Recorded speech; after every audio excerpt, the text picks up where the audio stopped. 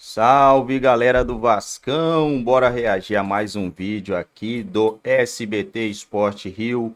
O Vasco da Gama enfrenta amanhã o Criciúma pelo Campeonato Brasileiro. O Vasco precisa da vitória.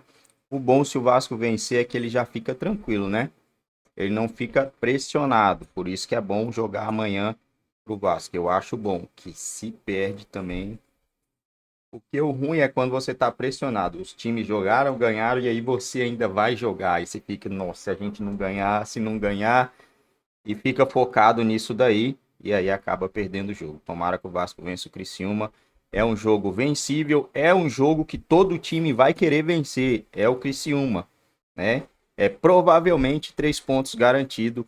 Foi o que o Galo perdeu, mas Criciúma subiu para ser saco de pancada dos outros times. Já deixa aquele like se ainda não é inscrito, se inscreva em nosso canal e bora pro game. Se o Pelé jogasse hoje, ele seria o Pelé. Mesma coisa. O Vasco encara o Criciúma nesse sábado em São Januário. O Pedrosa, você tem novidades para esse confronto? Do time e também de falar do novo diretor de futebol. Quem é? Pode falar. Já pode agora. falar? É. Hoje Vamos a lá. gente tava com tanta saudade de você que a gente nem fez VT. É a gente justo. quer escutar. Tá bom, vamos lá. Então, como a gente trouxe aí durante a semana, havia a possibilidade do Ryan começar essa partida contra o Criciúma como titular. Essa possibilidade realmente é grande, dele começar na vaga do Rossi. O Hugo Moura, que entrou muito bem no jogo do Maracanã contra o Fluminense, ele também deve ser o titular ao lado do Sforza. E essa é a principal mudança do meio para frente. Do meio para trás, lembrando que o Medel voltou do Chile e aí ele é um jogador muito importante, é o capitão da equipe, também deve entrar nesse time titular. Então acredito eu que o time titular do Vasco deva ser Léo Jardim, Paulo Henrique, Medel, Léo, Lucas Piton. Sforza, Hugo Moura, Galdames. Na esquerda, o David, no ataque Verratti e na direita o Ryan. O Paí ainda não tem a certeza se vai ser relacionado ou não, mas se for relacionado, vai para o banco de reservas. Um bom time. Bom time do Vasco, né? Não, bom time. Não fala de novo. Meu medo é o Criciúma. Porque o Vasco contra o Grêmio, contra o Flamengo, contra o Fluminense é um leão. Pega time de menor expressão, meu Deus do céu. Mas espero que a atenção esteja lá no Não, alto. mas esse jogo é em São Januário. São Januário, Vasco... Ingressos esgotados, inclusive. Mas quando que não é aqui no ingresso? Não, esgotado? sempre Não, é. eu queria saber se tem algum dia que não tem Eu acho São ingresso. Januário uma das principais armas do Vasco em qualquer momento. Seja um momento bom, seja um momento ruim. Jogar E em São isso Januário... já ficou bem nítido, né? Até para quem não acompanha tanto o Vasco, o tempo que São Januário ficou fechado, né? O que aconteceu com o Vasco da Gama, quem levou o Vasco de volta para a Série A foi Recentemente a a gente torcida do Vasco. recebeu, se eu não me engano, foi o Sérgio Rafael, zagueiro do Nova Iguaçu, que falou Sim. isso. Que ele comemorou, entre aspas, pelo jogo ser no Maracanã, não sei, em São Januário. Ô, Pedrosa, a gente noticiou ontem, você não estava aqui, o Pedro Martins deixou o Cruzeiro e é o novo diretor executivo do Vasco. Em 2022, pela Raposa, ele montou o time que conquistou a Série B e subiu para a Elite, onde se classificou para a Sul-Americana. É um bom nome, Pedrosa? Antes de falar do bom nome, a gente traz informação aqui do porquê o Vasco da Gama contratou o Pedro Martins. Aí eu consegui apurar o seguinte. Ele é reconhecido na condução saudável de harmonia do grupo, estabelecendo metas e cobrando. Responsável também pelo projeto esportivo do Atlético Paranaense e da remodelação de competições da Federação Paulista de Futebol, além do próprio Cruzeiro. É um cara que eles chamam de low profile, ou seja, ele nunca vai querer aparecer mais do que a instituição. Então, por isso que o Vasco também estava buscando esse perfil, por tudo que aconteceu com o Alexandre Matos. É um cara que conduziu sua carreira em foco de desenvolvimento de projetos esportivos sustentáveis e integrados. E, além disso, só no Cruzeiro ele gastou 200 milhões de reais a menos do que o Vasco da Gama e teve um sucesso esportivo, se classificando para a Sul-Americana melhor. O Cruzeiro, apesar de também ser SAF, ele tem um poder financeiro de investimento menor do que o do Vasco da Gama. Era uma outra realidade do Ronaldo. Na 777, a gente viu aqui, a gente brincou muitas vezes aqui, o Vasco é rico, não sei o quê. O Vasco, desde que a 777 chegou, gastou mais de 250 milhões de reais em jogador. Isso é orçamento de time rico mesmo. Como nessa temporada, o Vasco é um dos 3 que mais gastou no Brasil, mais de 130 milhões de reais. Então, o Pedro Martins, não só pela sua expertise no futebol, mas também porque ele hoje vai ter mais investimento, ele vai ter mais poder financeiro para poder fazer o mercado. Então é isso que o Vasco espera na janela do meio do ano. Um profissional que possa trabalhar junto com a comissão técnica em consenso, coisa que não aconteceu no diretor passado. Vamos olhar o outro lado da tabela? Coloca aí na tela. O Vasco vai sair dessa parte da tabela agora, Pedrosa? Vamos ver. Eu espero que sim, eu espero que sim. Gente, é muito início, né? Tá muito início. É isso aí. Tá tudo muito emboladinho aqui. O Palmeiras está em 11º com 4 pontos, mesmo ponto que o Cruzeiro, que é o 12º, o Juventude, que é o 13º. O São Paulo em 14º com 3 pontos, o Vascão aí em 15º também com 3 pontos. E o Criciúma, que vai pegar o Vasco da Gama em 16º, com 2 pontinhos, mais do que um confronto direto, né, Pedrosa? Eu acho que é um confronto direto sim, cara. Pelo determinado momento da tabela, eu não vejo por que não encarar dessa forma. Tem que fazer pontuação sim. O Vasco e o medo do Vascaíno é sempre a questão da zona do rebaixamento, por tudo que aconteceu nos últimos anos.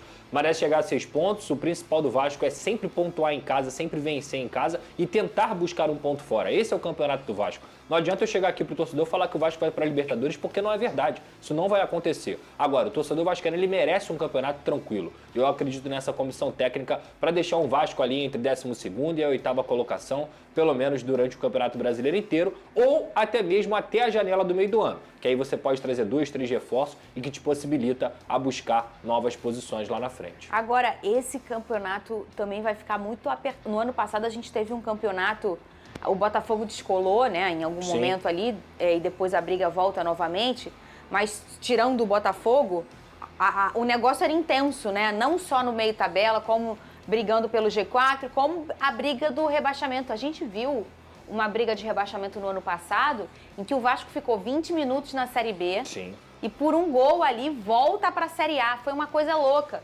Um Corinthians que brigou até a penúltima, foi até a penúltima, né? Foi. O Corinthians e o Cruzeiro. E depois acabam arrumando uma vaguinha na Bahia Sul-Americana. brigou. O Bahia brigou. Agora, vai ser, eu acho que esse campeonato, Vene, de novo, vai ser bem apertadinho. Pelo que a gente está acompanhando. Olha o calibre dos times, É porque gente. estamos falando de um campeonato que começa, sei lá, na Páscoa e termina no Natal, né? É muita coisa. E eu vou lembrar aqui, eu falei que alguns minutos atrás, a Copa América vai ser super decisiva para o Campeonato Brasileiro. Estamos falando de 9 rodadas que vários clubes não vão poder contar com seus principais atletas. Para mim, aí a gente vai ter uma definição depois dessa Copa América do que cada time vai brigar. Agora, tem alguns clubes, vou ser bem sincero, o Corinthians, eu tenho assistido aos jogos do Corinthians, inclusive tem passado na telinha do SBT na Copa Sul-Americana. É um time que, embora tenha investido muito, mas na minha opinião investiu mal e vai brigar lá embaixo na tabela, se não mudar o ambiente. A gente vê um Cássio, que é considerado o maior ídolo da história do Corinthians, falando, dando entrevista que se quiser ele pega as coisas e vai embora. Então assim, é um time que embora seja muito grande, mas se não mudar vai brigar. Fora a gestão, Vene. Fora a gestão. A gestão do Corinthians desde o início do ano é uma gestão vergonhosa, com quebra de contrato, com palavra não dada, palavra dada, aí contrata fulano, contrata ciclano, aí troca diretoria de futebol. Isso tudo, você pode ter certeza, interfere no campo. Interfere. Se eu tivesse que arriscar, por exemplo, na parte de cima, um time que vai brigar pelo título seria o Atlético Paranaense hoje. Esse time, pra mim, aí vai surpreender muita gente. E sextou, e eu não sei mais se é surpreender. Não sei se é surpreender, eu mas acho que não é porque mais. Pouca gente bota o Atlético Paranaense brigando nas cabeças. Mas é uma ali. questão até de... aquele eixo do Sudeste, aquela questão ali, a gente às vezes fica com uma resistência, ou a gente acaba não olhando. Quando eu falo a gente, eu falo a imprensa como um todo, né? Para times que vem investindo muito. E a gente tem 2 aí no Brasil, um há muito tempo com o Atlético Paranaense e outro que é o Fortaleza, que também já tá bem organizadinho e tá sempre brigando. Sextou e tá de volta. Bom, galera do Vascão, é isso aí, rapaziada. E os reforçozinhos aí que poderia chegar no Vasco, né? Parece que não tá jogando lá no Palmeiras. Breno Lopes é um bom jogador, cara. O Abel Ferreira conseguiu fazer esse cara jogar bola e não tem espaço lá. Tomara que venha pro Vasco aí. É porque o Palmeiras tem uma molecada aí que tá surgindo lá agora e tá botando quente, né? Seria o Breno Lopes. Seria um bom reforço aí pro Vasco. O Vasco tentar uma contratação bem baixa mesmo, com os valores bem abaixo aí, seria legal. Tem outros jogadores aí também, né, pro Vasco tentar contratar para essa temporada aí, que vai ser difícil, vai ser pesada. O Verratti pode não aguentar, pode não, né, provavelmente não vai aguentar todo esse período. O Grêmio queria ele, mas era para usar em jogos específicos também, né, porque o Grêmio tá na Libertadores, Copa do Brasil. Campeonato Brasileiro, o Grêmio acabou pegando o Diego Costa, né? E Diego Costa tá arrebentando lá no Grêmio. Renato Gaúcho é cagado com esse tipo de jogador, né? E na onde ele jogou no Galo, conseguiu nada, aí já no Grêmio já tá conseguindo jogar um futebolzinho lá. O Ares mesmo jogou bola, parece que no Inter Miami também não... O time do Messi é um time horroroso, né, bicho? Ô timinho ruim, tem o nome do Messi, mas é ruim, né? Não é à toa que quem paga o salário dele lá não é o time do Messi, né? É a liga. A liga toda paga o salário do jogador. Agora, quem escolheu, não sei por que também escolheu o Inter Miami para ele jogar no Inter Miami, mas toda a liga lá ajuda no salário do Lionel. A mesma coisa é o Cristiano, o menino Ney, né? Não é o time, né? Porque senão seria uma coisa de louco, né? 50, 30 milhões de reais é dinheiro. Já pensou, cara? 30 milhões de reais uma vez na vida não faz mal a ninguém, né? Já pensou? Não precisava nem ser 30, cara. Assim, para os caras ficar de boa, de boa, de boa.